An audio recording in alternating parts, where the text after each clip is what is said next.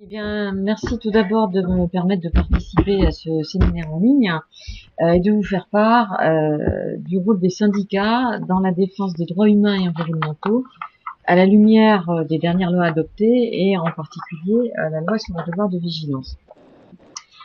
Alors, mon intervention en fait s'articulera en... D'accord.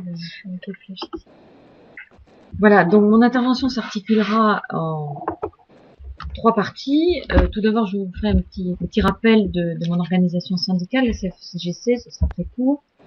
La deuxième partie présentera succinctement les différents mécanismes à la disposition des organisations syndicales pour défendre les droits humains et environnementaux. Et dans la troisième partie, je ferai un focus sur la loi sur le devoir de vigilance et plus particulièrement la façon dont les organisations syndicales peuvent intervenir dans l'élaboration et la mise en œuvre du plan de vigilance et également donc dans la cartographie des risques qui était l'objet de ce webinaire. Alors quelques éléments rapides de... Pardon. Excusez-moi, il faut que je revienne en arrière. Alors, réfléchis. D'accord. Oui, c'est bon. Alors, je suis donc, ainsi que ça avait été présenté en propos introductif, donc déléguée nationale confédérale en charge de l'Europe et de l'international, et je représente également la CFE-CGC au point de contact national pour le respect des principes directeurs de l'OCDE, dont on a également évoqué l'objet tout à l'heure. Je participe aussi dans le cadre de mes mandats au sein de la Fédération de la métallurgie CFE-CGC, au comité exécutif de deux fédérations syndicales européennes, tout d'abord qui est donc la Fédération Industrial European Trade Union et également la Fédération mondiale Industrial Global Union.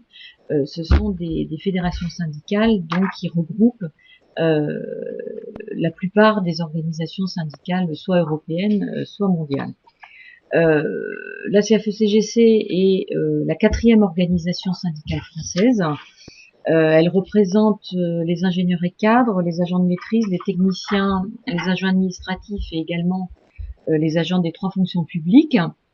Et elle est composée d'un peu plus de 50% d'ingénieurs et cadres, et donc le reste de ses membres étant les catégories de salariés que j'ai évoquées.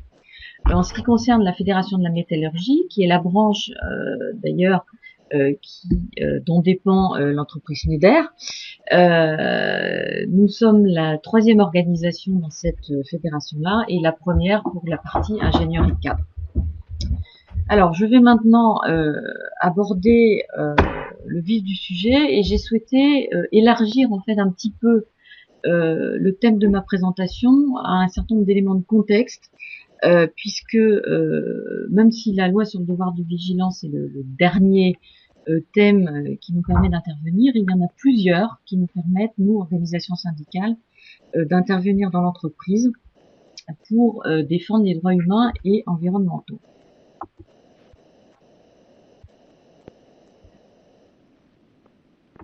Alors, j'en ai évoqué 5, il y en a d'autres qui ont été évoqués tout à l'heure, mais je dirais que ceux-là sont ceux qu'on utilise le plus fréquemment. Il y a donc des mécanismes d'alerte, donc ils ont été largement évoqués précédemment.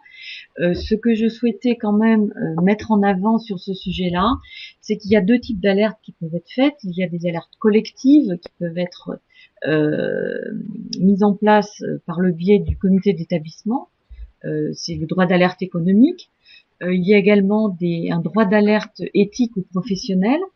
Donc ces éléments-là sont mis en œuvre collectivement par des instances de représentants des salariés.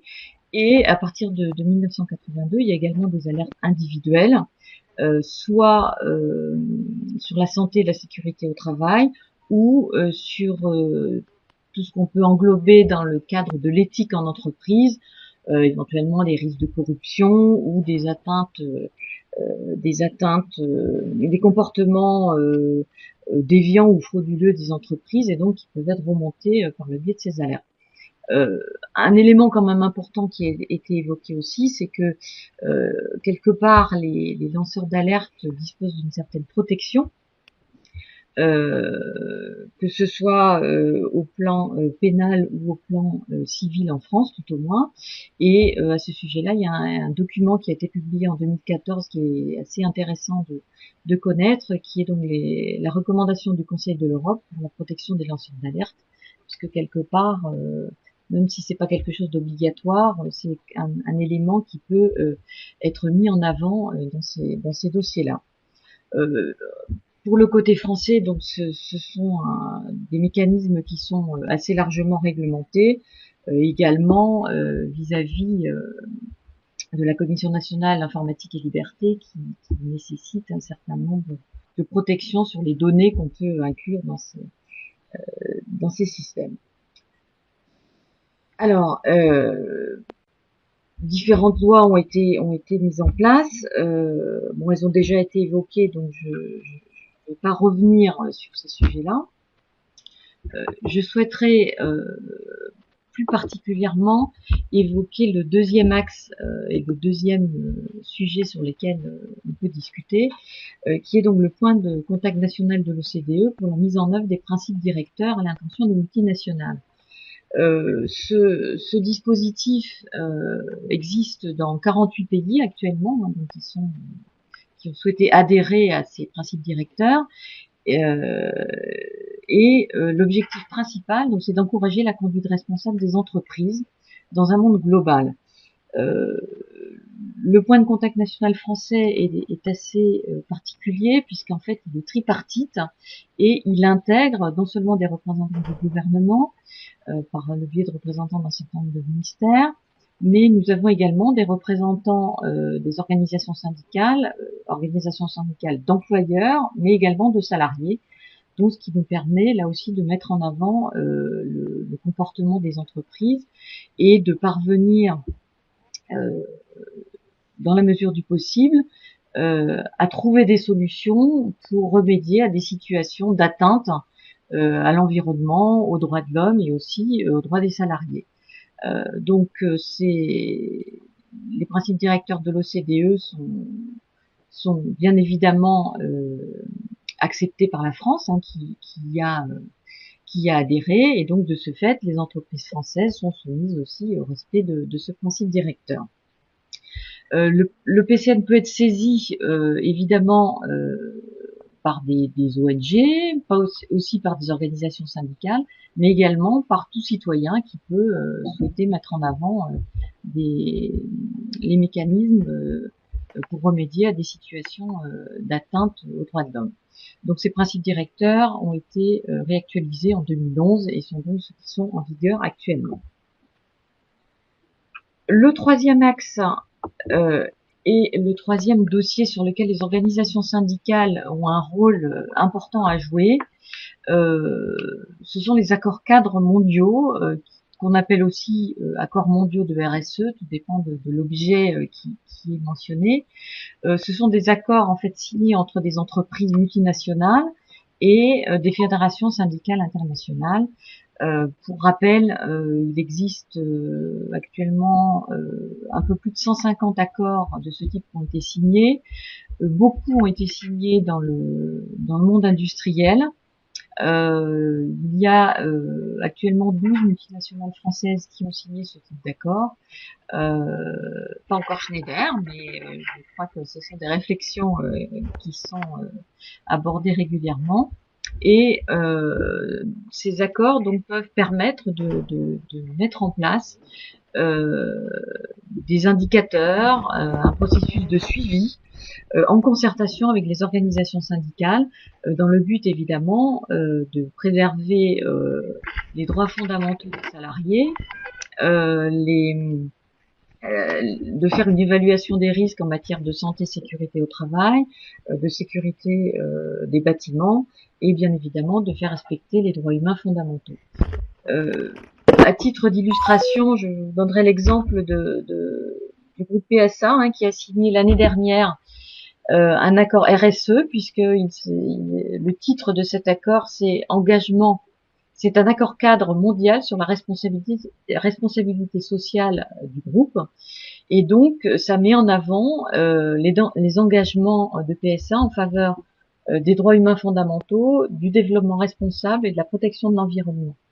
Donc, tous ces éléments-là font l'objet d'un texte assez abouti. Et il y a régulièrement des rencontres avec les organisations syndicales pour définir donc les indicateurs sur tous les sujets qui sont évoqués et voir la façon dont un éventuel plan d'action est mis en place pour corriger les atteintes à cet accord.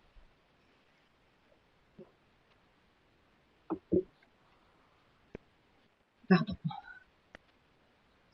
Alors, les accords cadres mondiaux, donc qui sont signés par les fédérations internationales, sont assez classiques et disposent maintenant régulièrement d'obligations qui sont considérées comme nécessaires pour que les organisations puissent apposer leur signature. Donc on retrouve évidemment des sujets qui ont été évoqués aussi précédemment, comme par exemple tout ce qui concerne la lutte contre le travail forcé, le travail des enfants, et évidemment tous les grands textes de préservation des droits de l'homme qui ont été précédemment évoqués.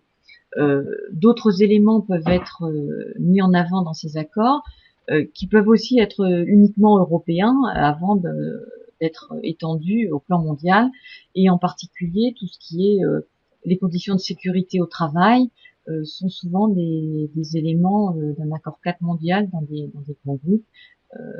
Il y en a en particulier dans des groupes comme ArcelorMittal par exemple. Ce sont des sujets qui sont extrêmement prégnants. Le quatrième volet sur lequel les organisations syndicales peuvent avoir un rôle, ce sont les instances représentatives du personnel. En France, il y a actuellement une refonte complète de ces instances et les trois instances qui traitaient des sujets qui nous intéressent précisément, qui étaient le comité d'établissement, le comité hygiène, sécurité et conditions de travail et les délégués du personnel vont être fusionnés en une instance qui va s'appeler Conseil social et économique, qui, tout au moins pour les entreprises de plus de 50 salariés, vont permettre la mise en place d'un comité ou une commission qui va plus spécifiquement s'intéresser à l'analyse des risques professionnels et qui pourra possiblement mettre en place des inspections en matière de santé, sécurité et conditions de travail. Bien évidemment, ce conseil n'est pas encore officialisé puisque c'est durant l'année 2018 que vont avoir lieu toutes les élections dans les entreprises pour mettre en œuvre cette nouvelle instance. Et en ce qui concerne l'intégration de la participation au plan de vigilance de l'entreprise tel qu'il figure donc dans la loi sur le devoir de vigilance, on ne dispose pas au jour d'aujourd'hui de suffisamment d'éléments pour savoir comment les organisations syndicales vont véritablement jouer leur rôle dans le cadre de ce nouveau Conseil social et économique. Donc je pense que là, d'ici quelques mois, on aura des éléments plus concrets à vous faire partager. Enfin, et là j'en viens donc au sujet spécifique, donc la loi sur le devoir de vigilance qui a été intégrée en fait au Code du commerce. Il s'agit de l'article L225-102-4. Donc je vous cache pas que les organisations syndicales françaises dans leur ensemble ont mis de grands espoirs dans cette loi sur le devoir de vigilance qui a été assez difficile à faire aboutir. C'est à notre point de vue un premier pas historique dans l'instauration d'une certaine forme de responsabilité des entreprises multinationales et dans la prévention des drames comme par exemple celui du Rana Plaza. Mais évidemment, les entreprises n'ont pas attendu cette loi pour intégrer dans leur système de vigilance des éléments qui peuvent faire l'objet d'accords ou de chartes particulières. Pour nous, c'est évidemment un élément important dans tout ce qui est processus de prévention des risques. Et on compte bien évidemment sur cette loi pour faire évoluer la législation européenne pour la prévention des risques sociaux et environnementaux, en particulier au sein des chaînes d'approvisionnement, et donc tout ce qui concerne les relations entre les sous-traitants, les fournisseurs et les entreprises donneurs d'ordre. Il est mentionné donc dans cette loi que le plan de vigilance a vocation à être élaboré en association avec les parties prenantes. En ce qui nous concerne, organisations syndicales, bien évidemment, on considère qu'on est les parties prenantes en première ligne pour participer, mais qu'aussi on doit être en mesure de faire participer d'autres parties prenantes particulièrement qui peuvent être particulièrement utiles dans les domaines considérés, que ce soit des ONG ou d'autres experts ou cabinets particulièrement au fait de ces problématiques. Évidemment, ce qui est mentionné, c'est que les organisations syndicales peuvent aussi intervenir principalement si les entreprises qui sont tenues de mettre en place un plan de vigilance ne le font pas, ou si elles en ont mis en œuvre mais qu'elles ne l'ont pas publié, puisqu'il y a une obligation de publier dans le cadre des obligations de reporting extra-financier. Et c'est ce que donc on va regarder de très près courant cette année 2018.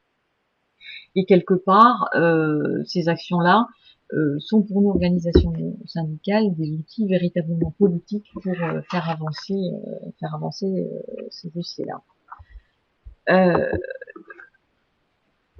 Quelques éléments rapides. Il est mentionné donc dans cette loi et donc dans l'article du Code du commerce afférent que donc il y a 5 éléments à prendre en compte, qu'il doit donc y avoir une cartographie des risques, qu'il doit y avoir des procédures d'évaluation régulières de la situation des filiales, des sous-traitants et des fournisseurs, qu'il doit y avoir des actions adaptées d'atténuation des risques ou de prévention des atteintes graves, un mécanisme d'alerte et de recueil des signalements relatifs à l'existence ou à la réalisation des risques établis en concertation avec les organisations syndicales, et enfin, un dispositif de suivi des mesures de mise en œuvre et d'évaluation de leur efficacité, et que l'ensemble de ces éléments doivent donc, qui font partie du plan de vigilance, doivent être publiés, comme je l'ai déjà évoqué.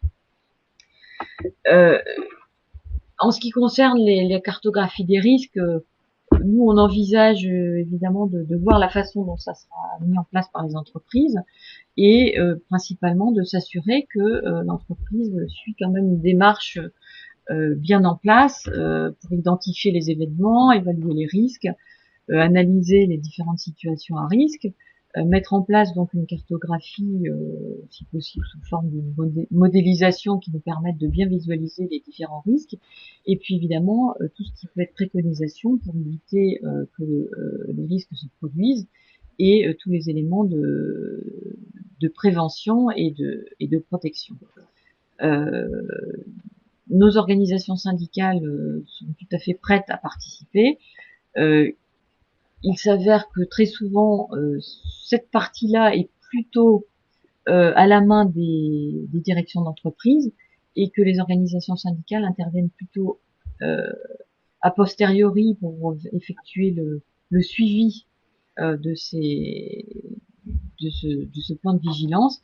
Mais nous, on souhaiterait bien évidemment être intégrés plus en amont, dans la mesure où les organisations syndicales sont véritablement sur le terrain et peuvent assez facilement faire remonter des choses aussi dans cette analyse des différents risques.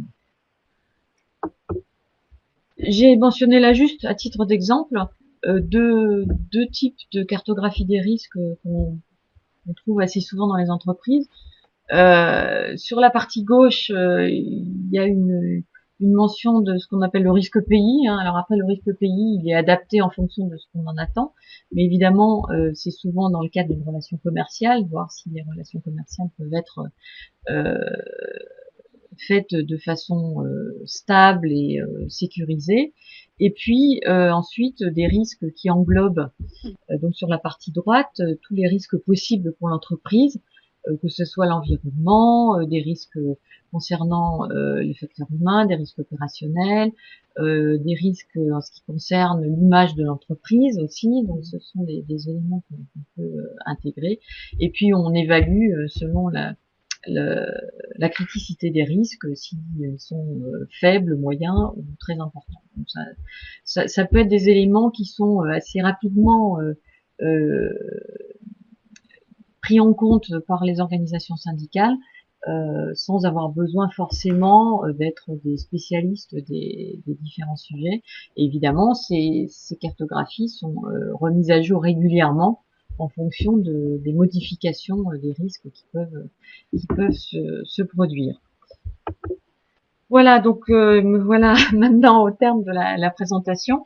J'espère avoir pu vous apporter un certain nombre d'éléments utiles. Et je voulais aussi mettre en avant le fait que, en ce qui concerne les organisations syndicales françaises, et bien évidemment la mienne, nous sommes tout à fait prêtes à jouer un rôle auprès des entreprises pour faire respecter leurs obligations et les aider aussi à les respecter. Je crois que l'intérêt croissant des citoyens et des salariés sur les questions liées au respect des droits humains et aux conséquences environnementales des actions des entreprises nécessite d'être pleinement pris en compte par les représentants des salariés. C'est en tout cas ce que nous faisons, et nous sommes tout à fait prêts, quant à nous, à jouer notre rôle de partenaire social véritablement sur tous les segments de l'entreprise, bien évidemment dans le but de rendre pérennes les emplois et les entreprises, puisque c'est fondamentalement le rôle que nous avons à jouer. Et nous fondons en tout cas de grands espoirs sur l'évolution de la prise de conscience des entreprises multinationales quant à leur responsabilité globale et quant au respect des droits humains et des droits environnementaux. Voilà, je vous remercie. Un grand merci, Madame Pudnek, pour votre présentation très intéressante et très complète. Je vais laisser ma place donc à Madame Van Rossum qui va s'occuper de modérer donc la deuxième partie de questions-réponses. Donc pour rappel, donc vous pouvez maintenant poser vos questions pour Madame Pudnek et ensuite, s'il reste du temps à la fin, nous aurons une session de questions-réponses qui sera un peu plus générale à destination des deux intervenants. Donc tout dépendra du nombre de questions, mais on va essayer de pas dépasser 12h35. Normalement c'est 12h30, mais on peut éventuellement dépasser quelques minutes. Donc n'hésitez pas à poser vos questions. Donc tout d'abord pour Madame Pudnek et après pour les deux intervenants. Donc merci beaucoup. Voilà, donc revenons effectivement aux questions qui ont été posées.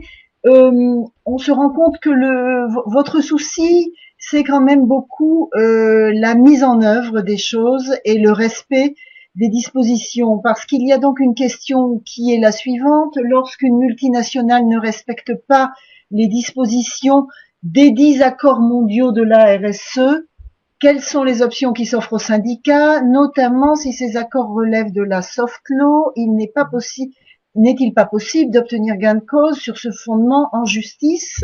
Et une autre question également qui demande comment un syndicat peut obtenir gain de cause à partir de règles non contraignantes, donc toujours le même sujet, et quels moyens les syndicats mettent-ils en œuvre pour convaincre l'entreprise d'accéder à leurs revendications? On nous interroge aussi sur l'exemple. Y aurait-il des exemples d'une organisation syndicale qui a utilisé un des instruments présentés pour faire appliquer à une entreprise son devoir de vigilance? Donc tout ça va dans le même sens. Que se passe-t-il de manière concrète dans le cadre des différents instruments mentionnés du point de vue des syndicats pour assurer un suivi, une mise en œuvre des effets concrets? Alors, il y a plusieurs éléments à prendre en compte. Si on envisage les accords, en particulier les accords mondiaux, il est clair qu'au jour d'aujourd'hui, au plan international, il n'y a pas d'instance qui prenne en compte véritablement la responsabilité d'une multinationale en tant que telle. Ce qui existe en droit international, c'est la responsabilité des États. Donc déjà ce mécanisme-là est plus difficile. Maintenant, il est clair que quand on signe un accord, ça repose sur la confiance. Il ne peut pas y avoir d'accord si quelque part on part du départ que l'accord ne sera pas respecté. Donc, quand il y a un accord, ça veut véritablement dire que les deux parties font le nécessaire pour que l'accord soit respecté. Bien évidemment, dans la réalité, ça n'est pas toujours le cas. Et là, je dirais que le poids justement des organisations syndicales est amené à jouer son rôle puisque elle peut, par différents biais, et là je pense en particulier au plan médiatique, si vraiment elle n'arrive pas à trouver une solution en interne, mettre sur la place publique les différends et quelque part montrer à l'ensemble du monde la façon dont les entreprises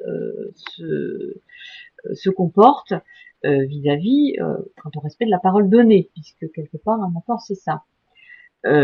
Maintenant, la difficulté qu'on a dans les accords cadres mondiaux, c'est que selon les pays, les normes sont pas toujours au même niveau et que on peut avoir des difficultés à faire aussi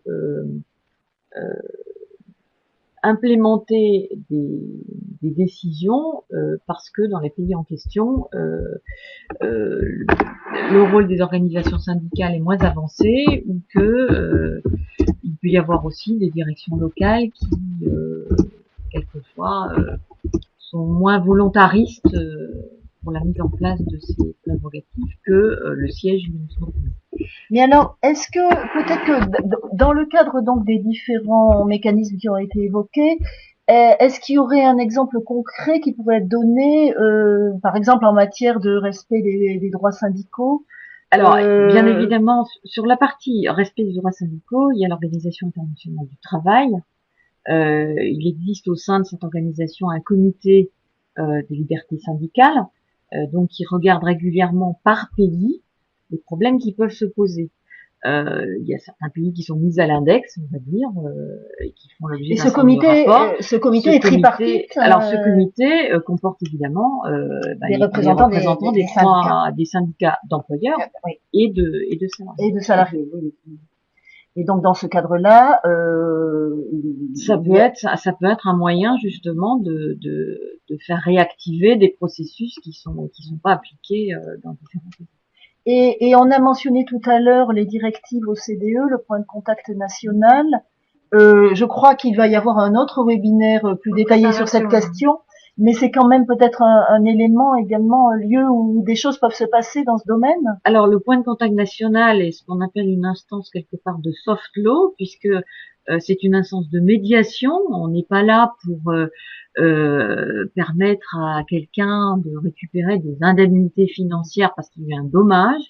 On est là pour évaluer justement la situation et trouver toutes les solutions possibles pour que quelque part ce dommage ne se renouvelle pas et que ça ait fait prendre conscience à l'entreprise qu'elle a des progrès à faire et elle a des actions à mettre en œuvre pour éviter justement que cette incidence négative ou cette atteinte à différents principes, que ce soit lié aux droits de l'homme ou à l'environnement ou aux droits des salariés, soit trouve des solutions qui soient pérennes. Et il y a eu des vrais changements de pratique à la suite de Alors, ce type tout à fait, même s'il n'y a pas d'accord proprement dit, je peux prendre en exemple la société Michelin, qui il y a quelques années a mis en place différents dispositifs justement pour éviter de porter atteinte aux droits des riverains lorsqu'il y avait des implantations d'usines et donc forcément une production chimique liée à l'usine dans différents pays. Donc, comme je disais, on n'est pas là pour apporter des conséquences financières, mais par contre pour que à terme l'entreprise mette en place des dispositifs pour éviter que les dommages se renouvellent une nouvelle fois. Ah oui, alors on nous demande, oui, de préciser les choses effectivement sur la manière concrète dont les choses se passent, notamment en termes d'accords mondiaux. On nous demande si les accords cadres mondiaux prévoient des mécanismes de règlement des différends.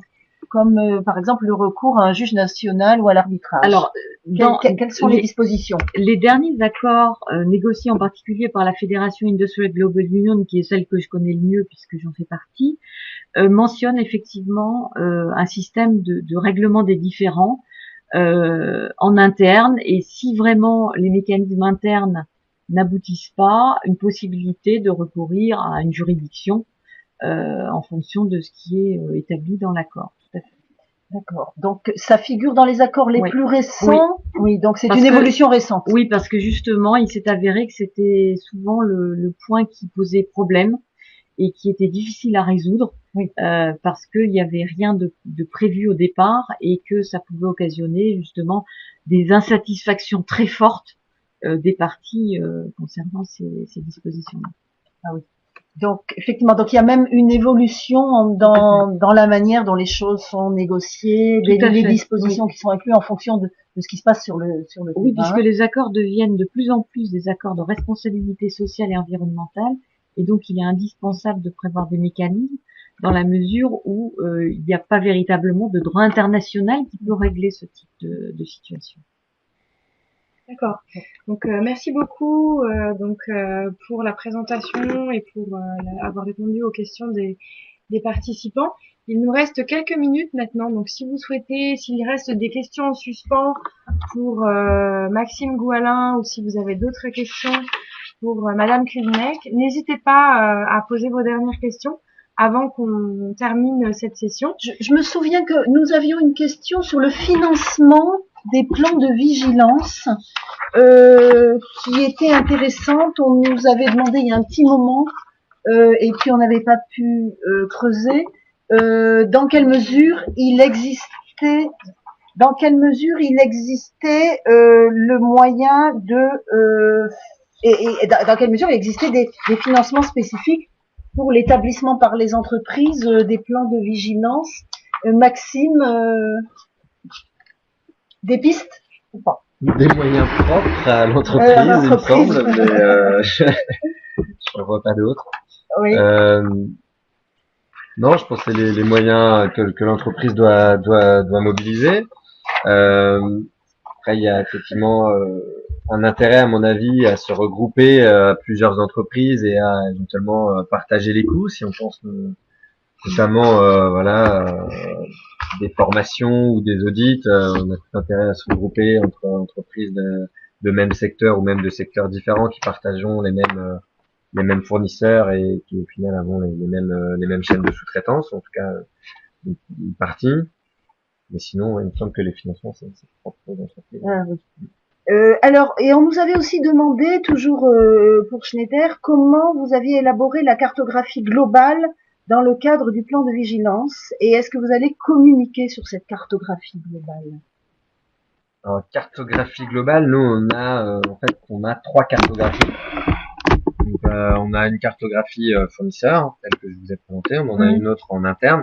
Je vais pas être trop pété dans le détail, mais en fait, on a identifié certains pays qui, par exemple, font appel à des travailleurs étrangers, foreign migrant workers, pour prendre le terme anglais, pour lesquels on va mettre en place, on va renforcer nos dispositions pour prévenir le risque de travail forcé. Et on en a une sur les projets, puisqu'on identifie en fait certains projets de business à la fois par les pays et par les industries. D'accord. Alors justement, enfin, on parlait tout à l'heure des financements et effectivement l'intérêt de se grouper pour éventuellement faire des économies d'échelle sur ces sujets. Et alors on nous demande si Schneider, on nous demande, et c'est quelqu'un qui travaille chez Airbus, si Schneider serait prêt à discuter d'une potentielle participation dans une démarche de partage de best practice. Voilà, c'est une offre qui vient d'Airbus. Ah là là. Mais c'est déjà le cas, hein, nous on est très ouverts à tout type de partenariat et on le fait à travers le Global Compact, le groupe de droits humains du Global Compact, on le fait à travers EDH. Ah oui, où on trouve aussi Airbus, hein, je crois. Je sais Global Compact. Global Compact, je sais pas. Ils sont membres, si. Si, peut-être. Mais volontiers, oui, volontiers. Vous pouvez prendre contact avec moi. Je suis tout à fait disponible pour partager les bonnes pratiques et sur ces sujets-là, nous on a essayé d'être transparents depuis le début. Hein, vous savez, depuis le mois de mai ou juin qu'on fait des webinaires ou des. Et ce qui est bien, c'est que ça évolue. Hein, donc à chaque fois, j'essaye de pas représenter la même chose. On a à chaque fois des nouveaux éléments et ça s'enrichit, notamment voilà des échanges que je peux avoir avec d'autres entreprises. Hier, j'étais à une réunion où c'était on se focalisait sur l'Afrique, plan de vigilance en Afrique. C'était très intéressant et on voyait voilà que sur certaines thématiques, on n'aborde pas les sujets de la même manière d'une région à l'autre. Et donc moi volontiers pour partager tout type d'éléments. Voilà une bonne nouvelle, un résultat concret du webinaire. Super. Donc merci beaucoup. Est-ce qu'il y a des dernières questions avant qu'on s'occupe de la conclusion, de remercier l'ensemble des participants et des intervenants. Il y a une dernière question pour Madame Cudenet. Ah oui, où on lui demande si elle a une référence de site internet à donner, un site qui ferait un recensement des accords cadres mondiaux. Alors, il y a plusieurs sources possibles. Sur le site web d'Industrial Global Union figure l'ensemble des textes des accords que la fédération a signés. Je pourrais éventuellement vous donner l'adresse exacte du site. Oui, on la partagera. Voilà, donc il y a celle-là. Et de mémoire, je crois que l'Observatoire pour la responsabilité sociale des entreprises, a aussi en ligne les accords un certain nombre d'accords RSE ou accords mondiaux sur le sujet. Mais en tout cas pour Industrial Global, il y en a à peu près, il doit y en avoir une quarantaine en ligne, dont les derniers, le dernier est en safran. Sinon il y a PSA, l'année dernière, et il y a aussi Total un peu plus en amont, plus ancien, et Engie aussi je pense, Engie et EDF qui doivent être les derniers en ligne. Juste un petit mot. Le C3D a publié un guide pour faire un plan de vigilance. Je vous invite à le regarder. Il est sur le site internet. Je pense que sur votre moteur de recherche, si vous tapez C3D guide droits humains, vous tomberez dessus. Le C3D, c'est le club des directeurs du développement durable en France. Exactement. On est preneur de bonnes pratiques justement pour faire le lien avec la question précédente, pour mettre à jour de manière régulière ce guide, qui est un guide en ligne, donc qui a vocation à être assez dynamique. Je viens de vous partager dans la fenêtre de conversation le lien vers ce guide, mais il sera également